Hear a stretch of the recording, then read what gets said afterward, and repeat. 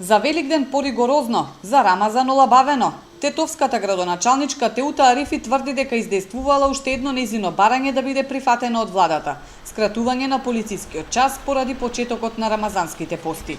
Така ќе се избегнеле гужви пред маркетите, а граѓаните ќе имале повеќе време за пазарење. Поради започнување на месецот Рамазан има една нова динамика, што сметаме дека може да направи додатна пресија и додатен притисок и зголемување на број на луѓе без социјална дистанца кај маркетите и продавниците за храна. И затоа побаравме да таа мерка да биде продолжување на отворените часови, значи до 7 часот.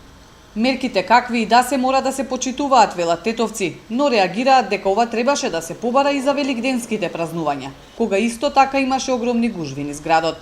Никој правда немало, ни па има. Се како ќе ни одреда така? Тоа власта одредува, ние обични граѓани смо, мора да послушамо тоа што ни наредува. Ние не може да бидеме задоволни сите, ме сваќаш? Некому нешто ќе му смета, некому ќе му одговара и така. Како што ради така време. Тоа не требаше и вамо да се оставива и како сега што е за Рамазанскиот пост, требаше и за великденски празници некако, меѓутоа тоа. Све сме купиле порано, сме земале. Рамазан тоа не смета, дома ќе седиш, ќе пошти, ако сакаш да поштиш, ќе поштиш. Тоа е.